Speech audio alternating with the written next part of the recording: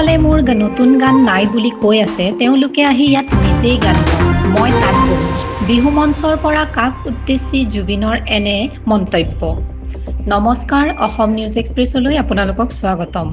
কলাইগাঁৱৰ বিহু মঞ্চত বৃহস্পতিবাৰে নিশা জুবিন গাৰ্গে উভতি ধৰিলে সমালোচকক। সততে শিল্পীগৰাকীৰ নতুন গান নাই বুলি কোৱা সমালোচকক উদ্দেশ্যি জুবিন গাৰ্গে কৰিলে কেতবোৰ বিশেষ মন্তব্য। সমালোচকক লক্ষ্য কৰি জুবিন গাৰ্গে ক'লে, মই ইমান ফেচবুক নাচাওঁ।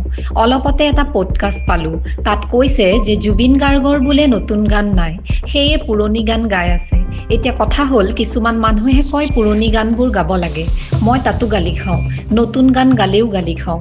নতুন গান সন্দৰ্ভত জুবিনে কয়, নতুন গান ঢেৰ আছে, মই ৰিলিজ কৰা নাই। ধৈৰ্য্যটো লাগিবই, নহ'লে যিসকলে কৈ আছে তেওঁলোকে নিজে আহি গান গাওক।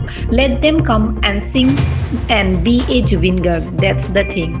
তেওঁ কয়, সকলোৱে জানে যে মই কথা ক'বলৈ ভয় নকৰোঁ, মই ডাইৰেক্ট গালি পাৰোঁ। যিয়েই নহওক, এইবিলাক নিউজ কৰিব নাপায়। অকলে মোৰ কথাই কোৱা নাই, বহুতৰ কথাও কৈছে। মই তেওঁলোকৰ নাম নকওঁ। সকলোৱে এনিটাইম গানৰ কামেই কৰি নাথাকেতো, ঘৰত বেলেগ কামো থাকে, ভাত ৰান্ধিবও লগা হয়, মই খানাও বনাওঁ। আমি এনিটাইম গানৰ কাম কৰি নাথাকোঁ। অসমত আটাইতকৈ বেছি গানৰ কাম কৰা বুলি দাবী কৰি জনপ্ৰিয় শিল্পীগৰাকীৰ মন্তব্য, অসমত মই আটাইতকৈ বেছি গান গাওঁ। এতিয়াও মোৰ ৭০টামান গান আছে, ৰিলিজ কৰা নাই। ২খন চিনেমাও আছে। ভাইমন দাৰ গানটো ৰিলিজ কৰিছোঁ বাৰু। ৰৈ ৰৈ বিনালেৰ ৬টামান গান আছে, ৰিলিজ কৰা নাই।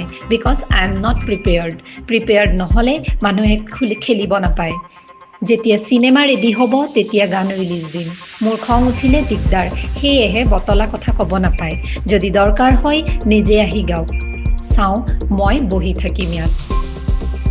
এনেধৰণৰ বাতৰিসমূহ পাই থাকিবলৈ অসম নিউজ চেনেলটো ছাবস্ক্ৰাইব কৰিবলৈ নাপাহৰিব। ধন্যবাদ।